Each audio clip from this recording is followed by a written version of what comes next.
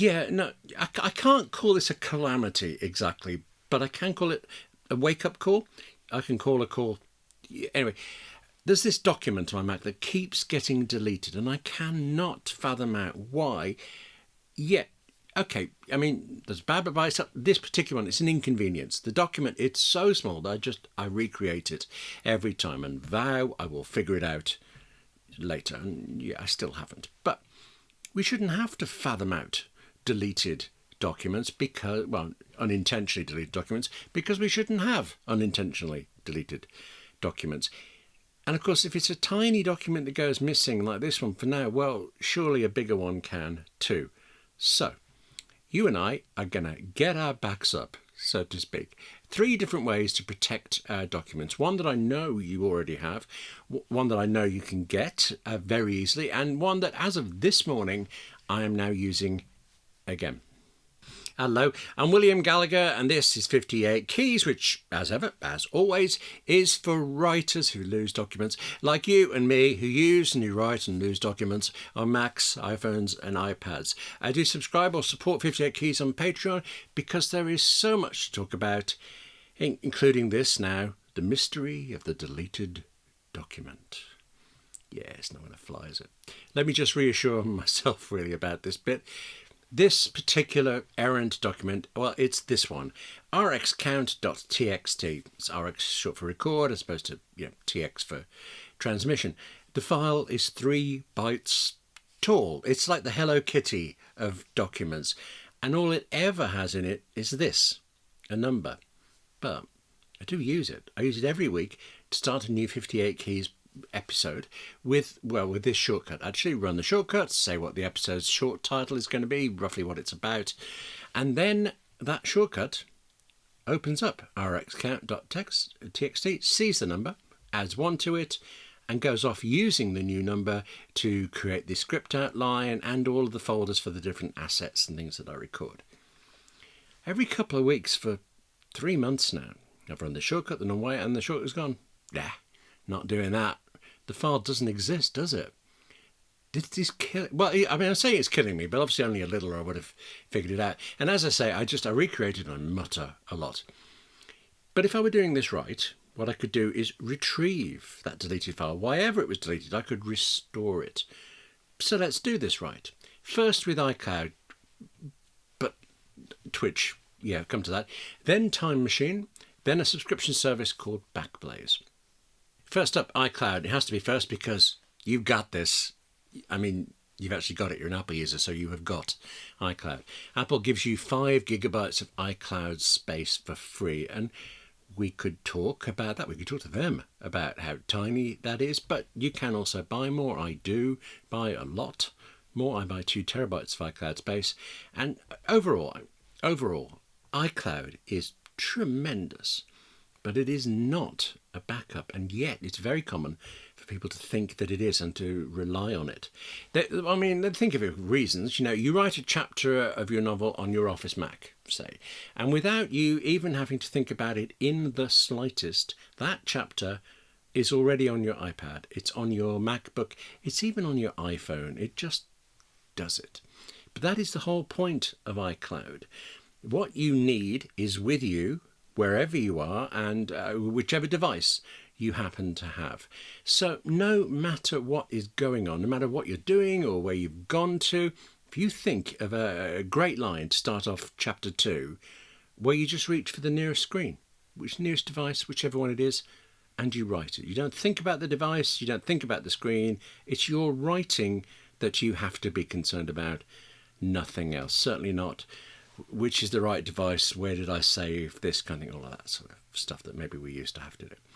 But that is not backing up. That is not keeping a safety copy. If you delete chapter 1 on your iPhone, then it's gone from your Mac. Except, do this, log on to iCloud.com in a web browser even, scroll to the bottom, and you see a place there for restoring files. I was going to call them restoring files. It's slow, but it will list what you have deleted or accidentally deleted in the last 30 days. And look, there it is, rxcount.txt. There it is twice, and I have no clue why. I should probably make a note of those deletion dates. That might be a clue. Anyway, there it is, or They are. I can click and they are restored. They are restored. They are undeleted. They are recalled to life, and they are popped back onto my Mac exactly where they used to be. There are two this time, and they've both gone back to the same spot. Not going to think about that. I'm going to think about the fact that if I did this 31 days after accidentally or deliberately deleting something, well then, tough, gone forever. I should say, actually, it's a similar story with Dropbox if you use that. Dropbox, it's also meant for doing this thing of keeping documents on all of your devices. With Dropbox, it's across PCs as well as Macs and things, but it's meant for that syncing, but it's got a limited recovery option. Much better than both of these, much safer, lasts forever, is Time Machine. And you may not be using it. I wasn't. But I know you have it. You have it in the sense that it is actually a part of the Mac. It's part of all Macs.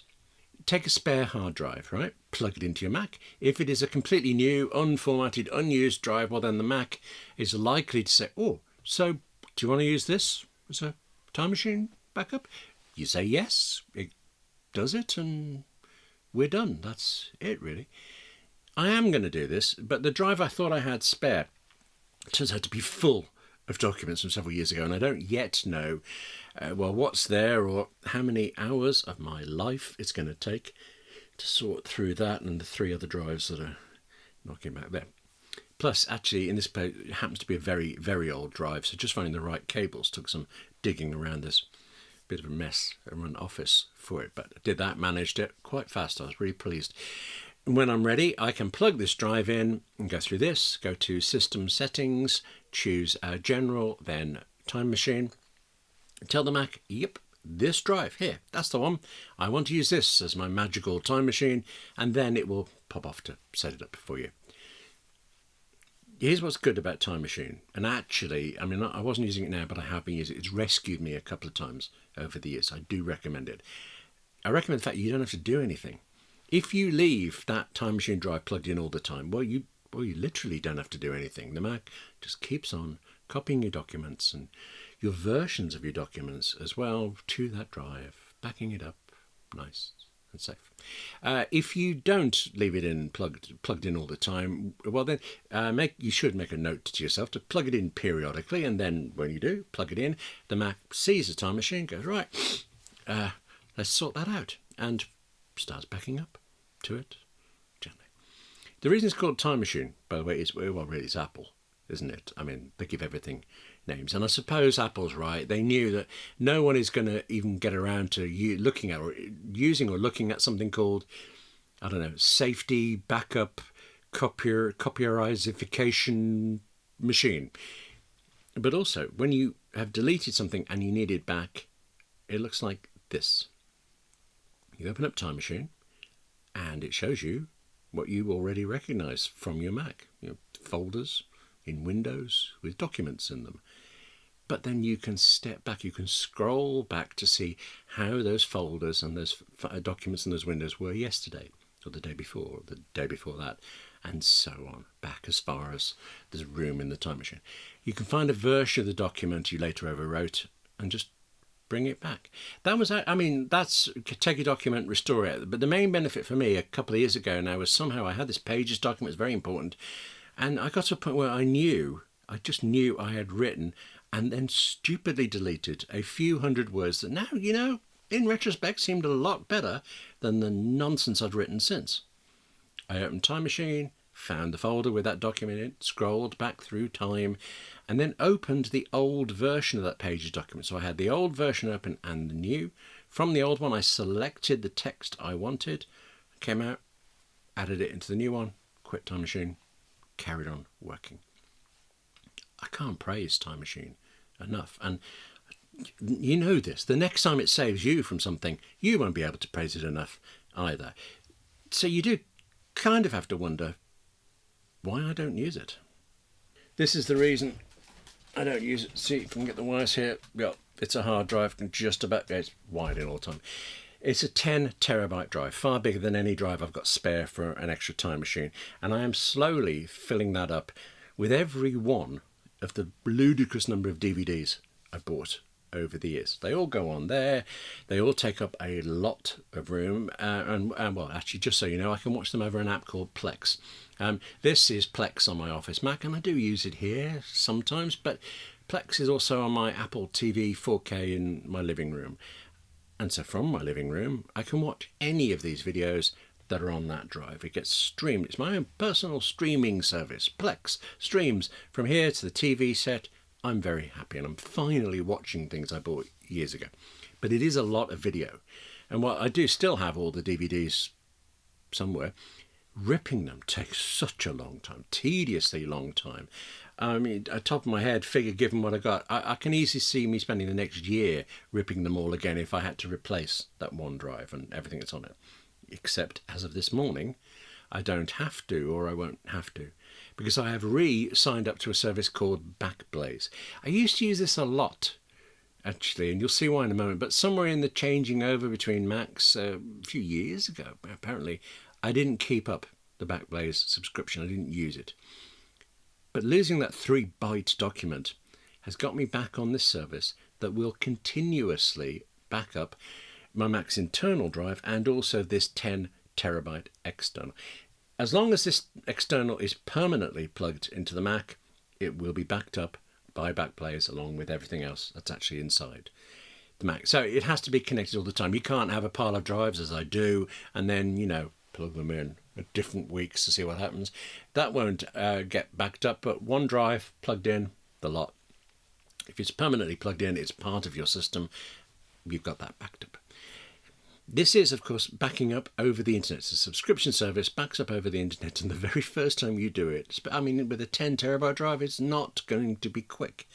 Backblaze actually warns you when you sign up, I think after you've spent your money, that it can take weeks. And the first time, I mean, many, many years ago, I was back on a dial-up service, then internet connection, pay the money, set it up going, and Backblaze told me, calculate the file size, initial backup is going to take a year to do. I'm on the day that completed, I'm on a far faster connection now, of course, and actually I noticed that Backblaze no longer shows you an estimate for the time left for that initial backup, because it would still be depressing, whatever it is. But, even as we are talking, or actually in a moment when we're done and I have to get on with writing something, well, Backblaze is going to be continuously copying up everything off my Mac and that drive to safety on its servers somewhere. Everything. And when it's all done, it'll keep on backing up all the time, all day. Everything you do, backed up. And then, if anything goes wrong, or if it all goes wrong, well, you can download one file, you can download all of it again. I'm paying for a version of the service that will let you undelete things up to 30 days ago, but you can pay to have it go back a couple of years, and maybe I will, maybe, I don't know, I'm still thinking. It's only this morning I got back on this. And I should say, this is my Office Mac Mini that I'm backing up, fine. But if I log on to my Backblaze account from my MacBook Pro, well, I can restore a document to there as well. Plus, say horrible thought, someone steals your Mac and you have to buy a new one. The new one's a good bit, the buying isn't, the stealing's terrible. Even with the fastest connection in the world, you don't want to have to wait weeks to recover all of your documents from Backblaze. So what Backblaze can optionally do is send you a hard drive with all of your data on it. There'll be a fee for that, but the idea is basically they send you your drive, you copy all your data off, you return the drive to them. So it's much, much quicker. There's shipping time, but it's not weeks. Similarly, I suppose, actually, if you wanted to, the initial backup, you could do it the same way in reverse. Get Backblaze to send you a hard drive, you copy everything on, then you ship it back to them. And again, for a fee, but you've got all of your data backed up straight away. Speaking of fees, I now, as of today, pay Backblaze $70 per year for all of this. I should say, Backblaze, they're not sponsoring us or anything. I've not even tried to get sponsorship. I'm sure they've never even heard of me. But apparently, when I was going through the thing this morning, if you choose to use Backblaze and use the link that I've got in the episode description, well, then you get a month of Backblaze for free, and so do I. That's nice. You don't have 11 friends who could sign up and give me a free... Anyway, I should also say, just for completeness and probably to prove this isn't being sponsored, Backblaze is a bit clunky. I mean, for instance, at first it would not let me specify that I wanted this drive connected. It wouldn't do it. It wouldn't do it. It did it. What was the difference? I don't know. More urgently, I think for me, I am a little shocked actually at how exposed I've been for at least 2 years. No Backblaze in that time, no Time Machine, just iCloud and, yeah, a lot of spare hard drives. And I am still worried about that tiny rxcount.txt file. I have a thing called Hazel, which clears out certain files at certain times, and that's what it's for. And I've said maybe I've done something wrong with that. It's very. Why is it that file that I don't know?